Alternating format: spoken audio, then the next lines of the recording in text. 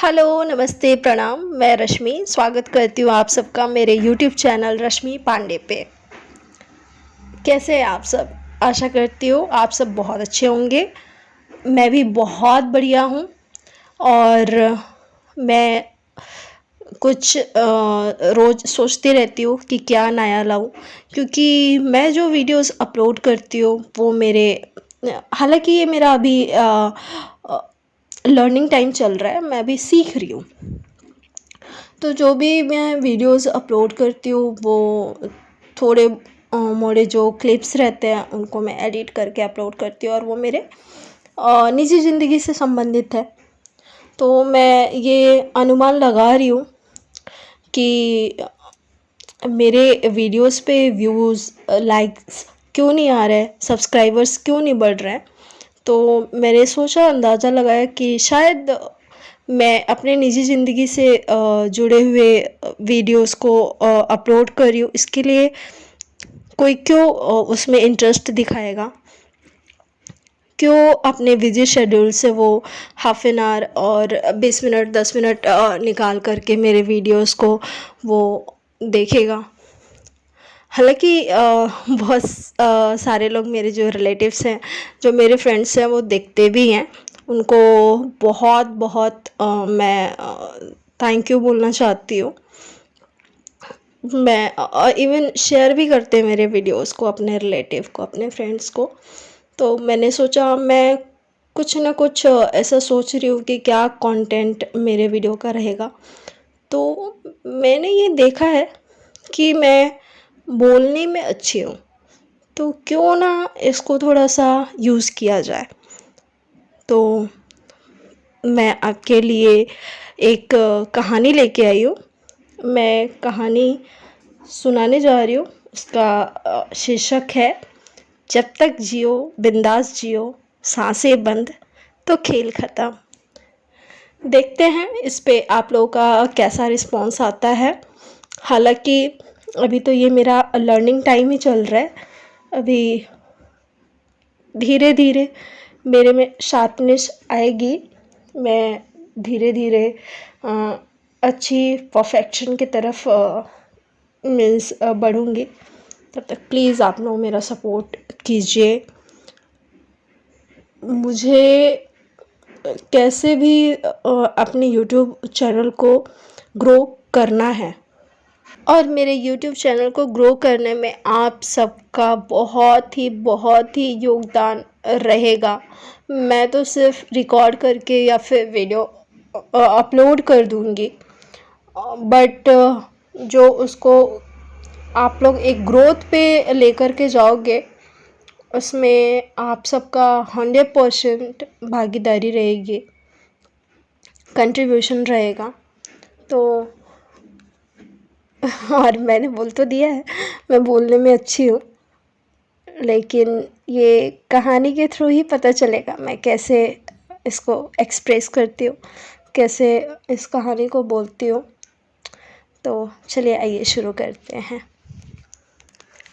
आज सुबह की सैर से वापसी कर कुछ देर ही हो गई थी। रास्ते में दवाई वाला मेडिकल स्टोर भी खुल चुका था। तभी मेरे मन में ख्याल आया कि क्यों न लगे हाथ अपनी दवाई भी ले लूं। 2-3 ग्राहकों को निपटाने के बाद दुकानदार का ध्यान मेरी तरफ गया और उसने मुझे देखकर कहा, अम्मा जी, आपको क्या चाहिए? अपने लिए अम्मा जी संबोधन सुनकर मैं विस्मित रह गई। खैर, मैंने चुपचाप दवाई ले ली और घर की ओर चल पड़ी, पर सारे रास्ते मुझे अम्मा जी शब्द कचोटता रहा। घर आते ही मैंने अपने आप को दर्पण में निहारा। आधे से ज़्यादा बाल सफ़ेद हो चुके थे। सुबह सुबह बिना मेकअप के मुरझाया हुआ चेहरा। मन में ख्याल आया, वह मेडिकल स्टोर वाला मुझे अम्मा जी नहीं तो और क्या कहता। पर फिर भी भले ही हम कितने उम्र दराज हो जाए, पर किसी अधेड़ उम्र के अनजान व्यक्ति के मुख से इस प्रकार के संबोधन हमें सुहाते नहीं।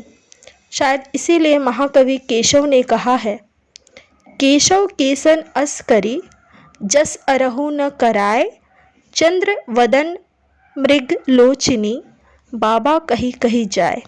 अर्थात केशव जी ने अपने श्वेत केशों के कारण उपजी अपनी अंतर्व्यथा को व्यक्त करते हुए कहा कि इन केशों के कारण मेरा यह हाल हो गया है जो किसी दुश्मन के कारण भी नहीं होता है, क्योंकि इन केशों के कारण ही सुंदर स्त्रियां मुझे बाबा कहकर पुकारने लगी।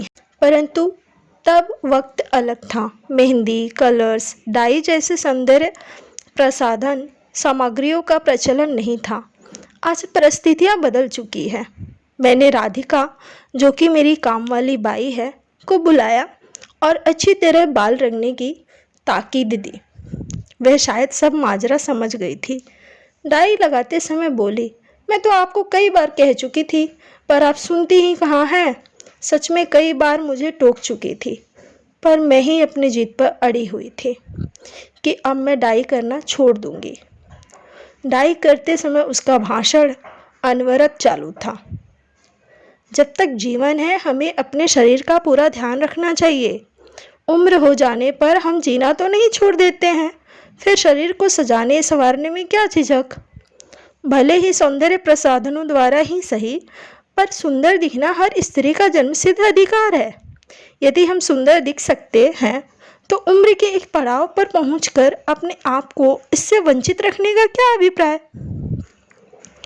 पहले आप कितनी टिप-टॉप रहती थी, अब तो जैसे सजना संवरना ही भूल गई हैं, कहीं भी कैसे भी चली जाती हैं। वह धारा प्रवाह बोल रही थी और मैं मन ही मन उसकी बातों पर चिंतन कर रही थी। सच ही तो कह रही है। वह कोरोना से पहले जिंदगी कितनी जीवंत थी। किटी पार्टियों में, अनेक सामाजिक उत्सवों, वैवाहिक समारोहों में भाग लेना, आपस में मिलना जुलना, जिंदगी मस्त गुजर रही थी। और फिर कोरोना का ऐसा दौर आया कि सब थमसा गया। हम घरों में कैद होकर रह गए। जीवन मानो ठहर सा गया। और अब इस उम्र में क्या फ़र्क पड़ता है, यह सोचकर बनने संवरने से स्वयं को ही संकोच आने लगा है। पर कहते हैं समय अनवरत चलता रहता है, वह निरंतर गतिशील है। उसी प्रकार जीवन भी कभी रुकता नहीं है। आज फिर जीवन ने रफ्तार पकड़ ली है। अब हमें भी उसी रफ्तार से खुद को बदलना होगा। शायद राधिका सही कह रही है। हमारा यह जीवन प्रभु की अद्भुत नियामत है। इसलिए जब तक यह जीवन है हमें उसे भरपूर जीना चाहिए, उसका भरपूर आनंद उठाना चाहिए, क्योंकि एक बार सांसें बंद तो खेल खत्म। कहते हैं मन की गति अति तीव्र होती है। पलक झपकते ही यह सब बातें मेरे जहन में आ गई और यह सोच सोच कर ही दिल धक्सा रह गया। हरे राम, यह सब मैं क्या सोच रही हूँ। एक बार सांसें बंद तो खेल खत्म। थोड़ी देर बाद ही मैंने अपने बाल शैम्पू किए, बढ़िया ही पोशाक पहनी और ड्रेसिंग टेबल के सामने बैठ गई। हल्का सा मेकअप किया, एक लाइट कलर की लिपस्टिक लगाई और स्वयं को पुनः आईने में निहारा। अब मैं खुद ही अपने आप को मंत्र मुग्ध सी देख रही थी। मैं सचमुच अम्मा जी से आंटी जी बन चुकी थी। मैं राधिका की कायल हो चुकी थी। जब तक जियो बिंदास जियो, सांसें बंद तो खेल खत्म। तो यहीं पे मैं ये कहानी मेरी कहानी यहीं पे ख़त्म होती है।